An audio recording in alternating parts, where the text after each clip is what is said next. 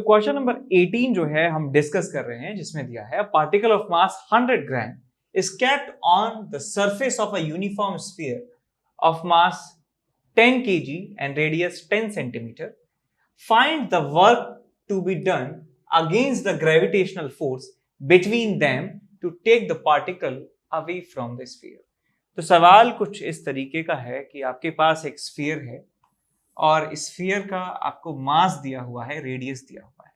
मास इसका है 10 किलोग्राम और इसका जो रेडियस है बेटा वो रेडियस है 10 सेंटीमीटर और इसकी सरफेस पे एक पार्टिकल रखा हुआ है और इस पार्टिकल का मास जो है 100 ग्राम है, 0.1 किलोग्राम है। तो आपसे कहा गया है कि कितना वर्क हमें ग्रेविटेशनल फोर्स के अगेंस्ट करना होगा जिससे कि हम इसको स्फीयर से बहुत दूर ले जाएं। तो सिचुएशन कुछ ऐसी है कि ये पार्टिकल और ये स्फीयर, इन दोनों के बीच में एक अट्रैक्टिव फोर्स होने वाला है।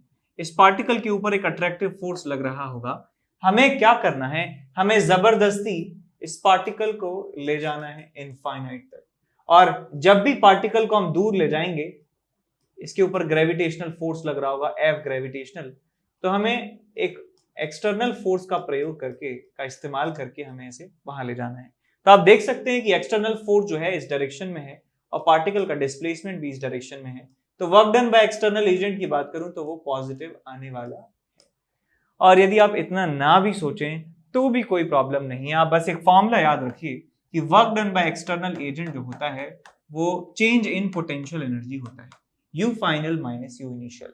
और यदि आपको इलेक्ट्रिक ग्रेविटेशनल फोर्स का वर्क डन निकालना है तो यहाँ पे माइनस लगा दीजिए। ये इक्वेशन आपको याद होनी चाहिए। The external agent का work done is equals to U final minus U initial is equals to minus of work done by gravitational force। तो मैं इसका इस्तेमाल यहाँ पे करना है। तो यहाँ पर मैं लिख सकता हूँ कि पूरे सिस्टम का जो पोटेंशियल एनर्जी है, इसका और इसका पोटेंशियल एनर्जी, इसको लिख सकता हूँ मास इंटू ग्रेविटेशनल पोटेंशियल। तो आ जाएगा आपके पास minus of G into capital M small m divided by capital R। ये इनिशियल पोटेंशियल एनर्जी लिखा है मैंने, this is initial potential energy. आगे माइनस है फाइनल पोटेंशियल एनर्जी। जब इनफाइनाइट पर ये पहुंच जाएगा तो इसकी पोटेंशियल एनर्जी जीरो हो जाएगी। तो हमारा आंसर यहाँ पे आ जाता है G capital M small m divided by R। G की value 6.67 into 10 to the power -11 into capital M is 10 kilogram into छोटा मास कितना है 0.1 kg के बराबर 0.1 डिवाइडेड बाय डिस्टेंस का स्क्वायर। डिस्टेंस कितना है या रेडियस का स्क्वायर 10 सेंटीमीटर का स्क्वायर। 10 सेंटीमीटर यानी कि 0.1 मीटर के बराबर। तो आपको मिल जाएगा ये 0.1 इंटू 0.1 10 टू द पावर -2। ये आपस में कैंसिल आउट हो गया, आपको मिल जाता है 6.67 into 10 raise to the power -9 joule के बराबर आपको वर्क डन मिल जाता है। इतना जूल वर्क डन आपको करना होगा इस पार्टिकल को यहां से वहां ले जाने में।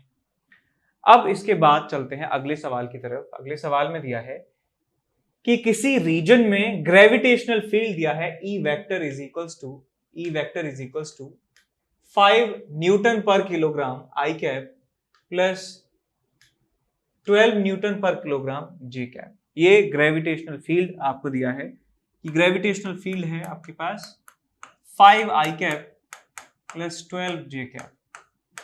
आपको निकालना क्या है कि find the magnitude of gravitational force acting on a particle of mass 2 kilogram placed at the origin.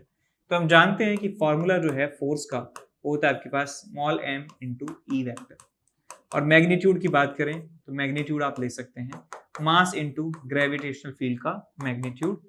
तो आपको मिल जाएगा फोर्स, मास कितना है आपके पास 2 किलोग्राम और ग्रेविटेशनल फील्ड का मैग्नीट्यूड कितना है 5 और 12 का रिजल्टेंट।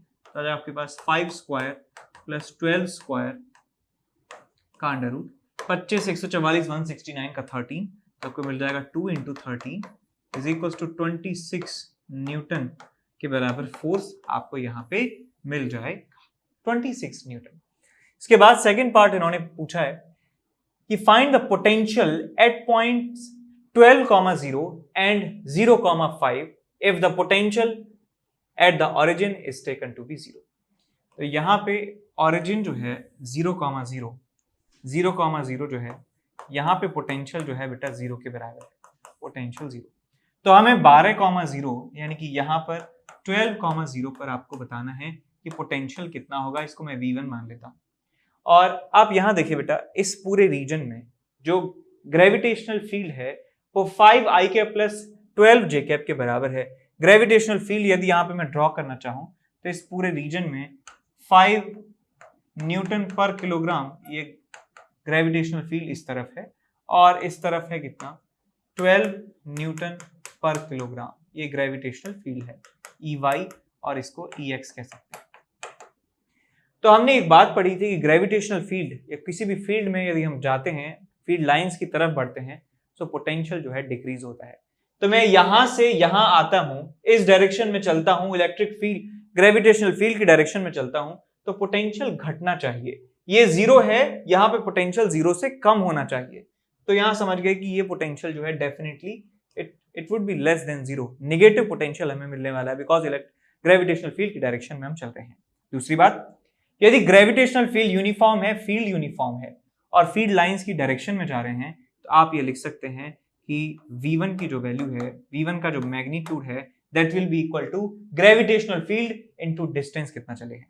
ग्रेविटेशनल फील्ड 5, कितना डिस्टेंस चले हैं 12 इज इक्वल टू 60। तो आपको आंसर मिल जाएगा V1 इज इक्वल टू -60। याद रखें, ये फॉर्मूला तभी लगा सकते हैं जब फील्ड यूनिफॉर्म है और हम फील्ड लाइंस की डायरेक्शन में जा रहे हैं। सो E into delta x formula इस्तेमाल कर सकते हैं यूनिफॉर्म फील्ड और फील्ड की डायरेक्शन में जाने पर। तो यहां से यहां गए हैं फील्ड की डायरेक्शन में, तो आपको मिल जाएगा 5 इंटू 12 60। हम पहले ही पता लगा चुके हैं वो नेगेटिव है, इसका मतलब -60 वोल्टेज आपको यहाँ पे मिल जाएगा इसका gravitational potential, not voltage. Volt में नहीं होगा, उसकी यूनिट आप निकाल सकते हैं, डिस्टेंस से मल्टीप्लाई कर देंगे न्यूटन पर केजी को, न्यूटन मीटर पर केजी। आगे इसके बाद हमें देखना है कि 0,5 पर पोटेंशियल कितना होगा। 0,5 होगा यहाँ पे 0,5। इस पूरे रीजन में जो ग्रेविटेशनल फील्ड है वो इस डायरेक्शन है, तो इसका मतलब यहां से यहां जाने पर ग्रेविटेशनल फील्ड की डायरेक्शन में पोटेंशियल कम होगा। तो यहाँ पोटेंशियल 0 है, तो यहाँ का पोटेंशियल जो है कम होने वाला है 0 से, तो ये नेगेटिव होगा। फील्ड की डायरेक्शन में जाने पर कांस्टेंट फील्ड है, फील्ड की डायरेक्शन में जाने के लिए हम फॉर्मूला लगा सकते हैं कि डेल्टा V जो है पोटेंशियल का जो डिफरेंस है वो होगा E into d, E into delta x, E into delta y, तो जो लिखना है लिख सकते हैं। सो ग्रेविटेशनल फील्ड कितना है 12 के बराबर, और कितना चले हम 5, आपको मिल जाएगा 60। सो V2 की वैल्यू आपको मिल जाएगी -60। तो हमें ये बात समझ में आ गई कि ओरिजिन पे पोटेंशियल 0 है, यहाँ पे पोटेंशियल -60 है, और यहाँ पे पोटेंशियल जो है वो -60 के बराबर है। अब अगले सवाल में क्या पूछा है कि find the change in gravitational potential energy if particle of mass 2 kilogram is taken from the origin to the point 12,5। अब ओरिजिन से 12,5 पे ले गए हैं पार्टिकल को। सो यहाँ पे है 0,0, यहाँ पे पोटेंशियल है 0 के बराबर, और 12,5 पे जाने का रास्ता क्या है कि 5 जाइए, 12 जाइए इधर और 5 जाइए ऊपर, और यहाँ पे जो आपके पास कोऑर्डिनेट है 12,5, यहाँ पे आपको देखना है पोटेंशियल कितना मिलेगा।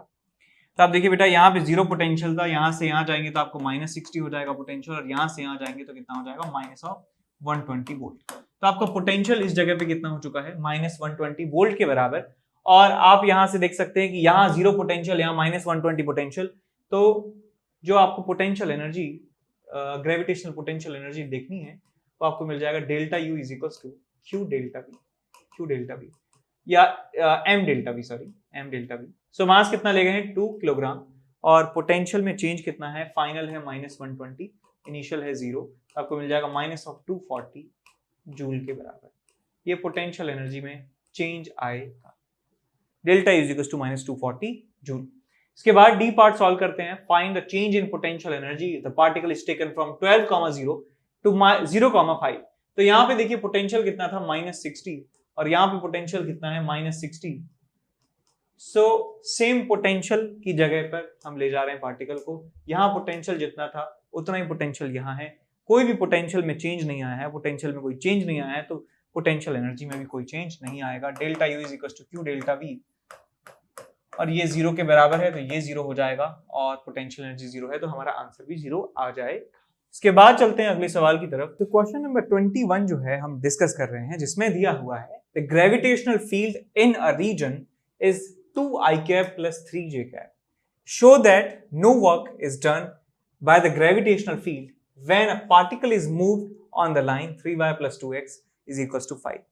तो इस लाइन के अलॉन्ग मूव कर रहे हैं हम, और इस पूरे रीजन में ग्रेविटेशनल फील्ड इस तरीके से एग्जिस्ट कर रहा है। we have to prove that there will be no work done in moving a particle along this line. तो आप ये देखिए बेटा कि आपके पास जो ग्रेविटेशनल फील्ड है वो 2i cap plus 3j cap है। 2i cap plus 3j cap। यदि यहाँ पे नेट ग्रेविटेशनल फील्ड की बात करूं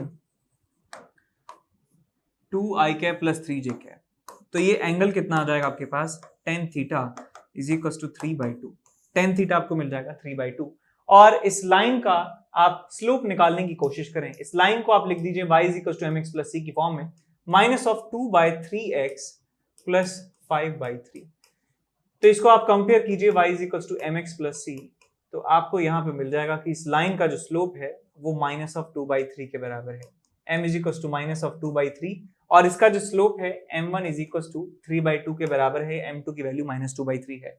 यदि हम m1 और m2 को मल्टीप्लाई कर देते हैं, यदि हम m1 m2 को मल्टीप्लाई कर देते हैं, m1 m2 is equal to -1, इसका मतलब क्या है कि हम ग्रेविटेशनल फील्ड के परपेंडिकुलर डायरेक्शन में मूव कर रहे हैं। ये जो लाइन है, ये लाइन ग्रेविटेशनल फील्ड के परपेंडिकुलर है। तो यहां पे लिख देते हैं hence gravitational field and this line, ये कह सकते हैं डिस्प्लेसमेंट, कह सकते हैं डिस्प्लेसमेंट आर परपेंडिकुलर, इसलिए जो वर्क डन जो है वो 0 के बराबर होने वाला है।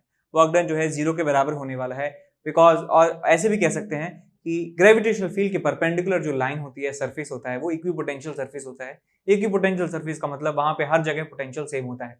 तो इस लाइन पर चलने पर हम कह सकते हैं कि हर एक जगह पे पोटेंशियल सेम होगा। पोटेंशियल सेम होगा तो पोटेंशियल डिफरेंस 0 होगा, और पोटेंशियल डिफरेंस इनटू मास होता है पोटेंशियल एनर्जी में चेंज, और पोटेंशियल एनर्जी में चेंज होता है work done by external agent. तो सब लाइन से जो है 0 के बराबर हो जाएंगे, तो हमारा आंसर भी आ जाएगा 0 के बराबर, और यही हमको प्रूव करना था। ठीक, अब चलते हैं अगले सवाल की तरफ। क्वेश्चन नंबर 22 की बात करें कि किस रेट से अर्थ को रोटेट होना चाहिए जिससे अपेरेंट जी की जो वैल्यू है, जी इफेक्टिव या जी अपेरेंट एट द इक्वेटर पर जो ग्रेविटेशनल फील्ड होता है इज इक्वल टू होता है जी माइनस आर ओमेगा स्क्वायर के बराबर, और ये 0 के बराबर हो जाए अपेरेंट। ये क्या है बेटा? अपेरेंट ग्रेविटेशनल फील्ड है, ग्रेविटेशनल एक्सेलरेशन कह सकते हैं। अपेरेंट जी, ये वैल्यू 0 हो जानी चाहिए, तो कितनी रेट से हम घुमाएं इसे, तो ओमेगा की वैल्यू आपको मिल जाती है जी अपॉन आर के बराबर। जी की वैल्यू कितनी है? 9.8 या 1 ले सकते हैं आप, इसको 10 ले सकते हैं। 10 अपॉन 6400 किलोमीटर अर्थ का रेडियस, और किलोमीटर को आप मीटर में बदल दीजिए, 1 मीटर, 1 किलोमीटर में 1000 मीटर। तो 0 से 0 2 64, सो 1/800 रेडियन पर सेकेंड आपको यहाँ पे आंसर मिल जाता है कि इतने स्पीड से अर्थ को रोटेट होना होगा जिससे जो जी अपेरेंट की वैल्यू है इक्वेटर पे वो 0 के बराबर हो जाएगी। ठीक है, अब इन्होंने यही पूछा है लेंथ ऑफ द डे कितना होगा। तो एक चक्कर घूमने में, अर्थ को अपने एक्सिस के अबाउट एक चक्कर घूमने में जितना समय लगता है उसको हम सोलर डे कहते हैं। 24 घंटे के आसपास वो आता है। तो यहाँ पे आप लिख देंगे 2π/ω, ये होने वाला है आपका टाइम। डे का जो ड्यूरेशन है वो आपको मिल जाएगा इन सेकेंड। ठीक है, उसको आप आवर्स में आवर्स में जो है उसको कन्वर्ट कर लेंगे, आपका आंसर जो है आ जाने वाला है। ठीक, अब चलते हैं अगले सवाल की तरफ। क्वेश्चन नंबर 29 जो है डिस्कस कर रहे हैं, जिसमें दिया है कि time taken by Mars to revolve around the sun is 1.88 years. यानी मार्स सन के अबाउट रोटेट करता है इतने सालों में। Find the ratio of average distance between Mars and the sun to that between Earth and the sun. तो आप ये देखिए कि आपको निकालना ये है कि अर्थ और सन के बीच का जो डिस्टेंस है और मार्स और सन के बीच का डिस्टेंस है, उनका रेशियो निकालना है। RM डिवाइडेड बाय RE, ये आपको निकालना है। RMS RES, अर्थ सन मार्स सन की रेडियस का रेशियो।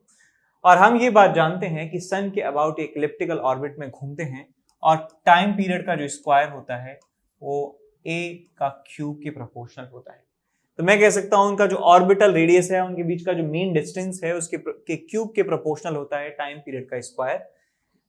सो अर्थ का टाइम पीरियड जानते हैं सन के अबाउट 1 ईयर के बराबर होता है। मार्स का कितना दिया है 1.88 ईयर्स के बराबर, तो आपको मिल जाएगा 1.88 का स्क्वायर डिवाइडेड बाय RMS का cube is equals to 1 year का स्क्वायर डिवाइडेड बाय RES का क्यूब।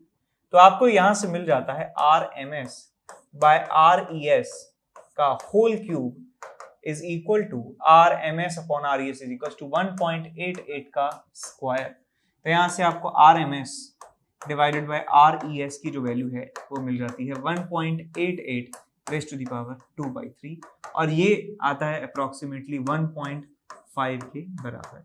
1.5 के बराबर ये रेशो आपको मिल जाता है। ठीक है,